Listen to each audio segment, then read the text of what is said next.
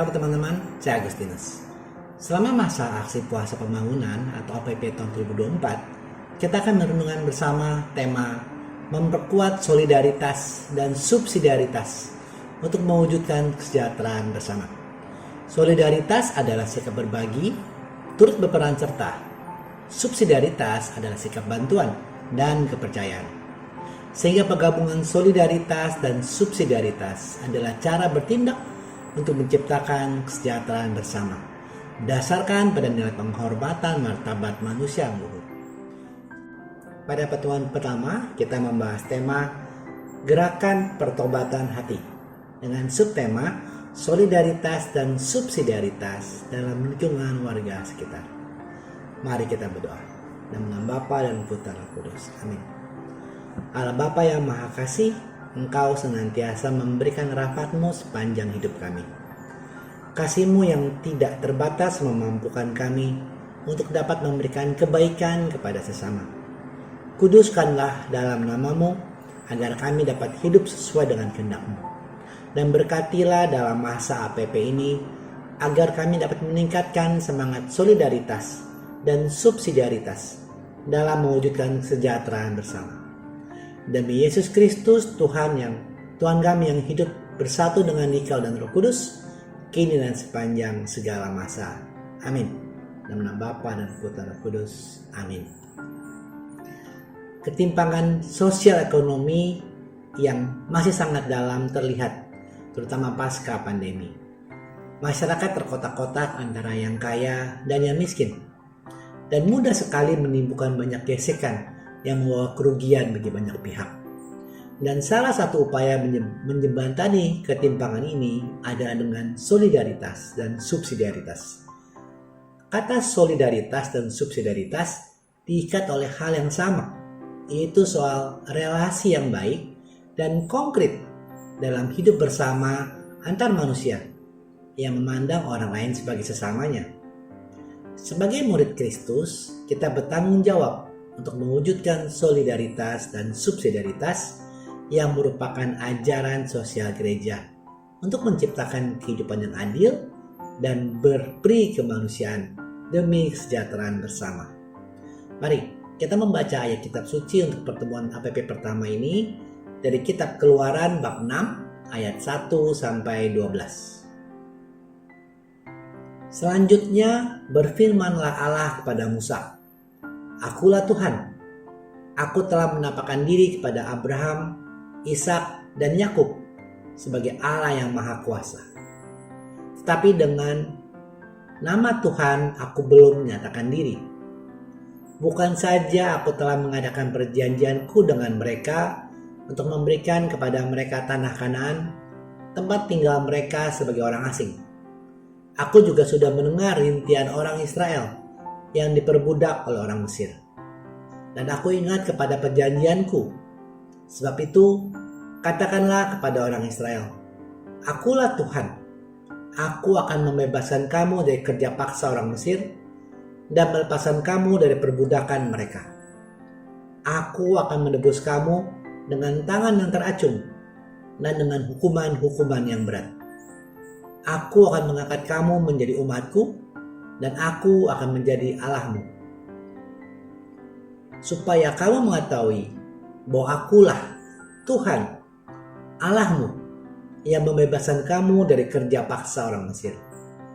Aku akan membawa kamu ke negeri yang kujanjikan dengan sumpah untuk diberikan kepada Abraham, Ishak, dan Yakub. Aku akan memberikannya kepadamu untuk menjadi milikmu. Akulah Tuhan." Lalu Musa menyampaikan kepada orang Israel, tetapi mereka tidak mendengarkan Musa karena putus asa dan karena perbudakan yang berat. Kemudian Tuhan berfirman kepada Musa, "Pergilah menghadap Firaun, raja Mesir, dan katakan kepadanya bahwa ia harus membiarkan orang Israel pergi dari negerinya." Tetapi Musa berkata di hadapan Tuhan, "Orang Israel sendiri tidak mendengarkan aku. Bagaimana mungkin Firaun akan mendengarkan aku? Aku seorang yang tidak fasih berbicara." Demikianlah Tuhan telah berfirman kepada Musa dan Harun, serta menyuruh mereka kepada orang Israel dan kepada Firaun, Raja Mesir, supaya orang Israel dibawa keluar dari Mesir. Teman-teman, belajar dari firman Tuhan yang baru kita baca, kita pahami bahwa solidaritas dan subsidiaritas Allah lahir dari kasih-Nya, kemudian terwujud dalam tindakan nyata. Saat umat Israel menjalani masa perbudakan di Mesir, Allah tidak pernah meninggalkan umatnya dan senantiasa mendengar seruan mereka. Allah ingat perjanjiannya dan mau melepaskan dan menebus mereka. Inilah wujud solidaritas Allah. Kemudian wujud subsidiaritas Allah pada Musa. Allah memanggil dan mengutus, mempercayakan pembebasan umat Israel di tangan Musa. Meski seringkali umat Israel dan Firaun menolak perkataan Musa, kuasa Allah selalu menyertai Musa. Tuhanlah yang berkuasa dan memiliki rencana penebusan yang sempurna. Teman-teman, kuasa Allah terus bekerja sampai saat ini dalam diri orang percaya, dalam diri Anda dan saya. Kita sebagai murid Kristus juga dipanggil untuk memberitakan kerajaan Allah melalui keterlibatan kita dalam masyarakat. Mari berjuang mewujudkan solidaritas dan subsidiaritas yang memang tidak mudah. Terkadang kita ditolak, tidak disukai, tidak dipandang, bahkan dicurigai. Dari permenungan di atas, kita diajak untuk tidak menyerah.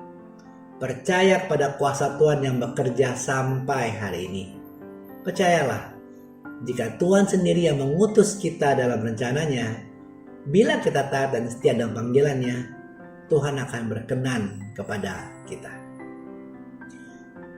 Mari kita membangun komitmen dan berbuat aksi nyata seperti rasa hormat terhadap pribadi manusia dan keluarga, membantu keluarga yang bermasalah dalam kebutuhan hidup primer mereka. Misalkan kita memberi makan kepada mereka secukupnya. Melakukan reaksi cepat tanggap jika ada yang butuh pertolongan di lingkungan kita. Menghargai pluralisme dalam masyarakat, di mana setiap anggota dihargai, diberi hak, dan merasa terwakili. Memberikan bantuan sosial bermanfaat, misalkan memberi sembako, memberi pekerjaan bagi mereka yang belum bekerja, atau menjadi orang tua asuh. Saling menghormati dan menciptakan semangat gotong royong dalam hubungan sosial di lingkungan kita. Dan memberi rasa aman dan nyaman kepada kaum minoritas, seperti asisten rumah tangga yang tinggal di rumah kita. Semoga renungan APP ini mengingatkan kita bahwa kita pun punya peran dan bisa ikut memperkuat solidaritas dan subsidiaritas di lingkungan kita. Mari kita tutup dalam doa. Allah Bapa yang Maha Bijaksana, terima kasih atas pertemuan pertama dalam masa APP yang sudah kami laksanakan dengan baik. Berikanlah rahmat kebijaksanaan-Mu agar kami dapat melaksanakan apa yang Engkau kehendaki untuk mewujudkan solidaritas dan subsidiaritas, terutama di lingkungan sekitar kami. Berikanlah kekuatan dan kemampuan kepada kami agar kami dapat ambil bagian dalam perutusan kami di tengah-tengah umat yang sedang mengalami kesulitan. Demi Kristus Yesus, Tuhan kami yang hidup dan bersatu dengan Dikau dan Roh Kudus, kini dan sepanjang segala masa. Amin. Dalam nama Bapa dan Putra dan Roh Kudus. Amin. Sampai bertemu pada video kedua kita Rabu depan.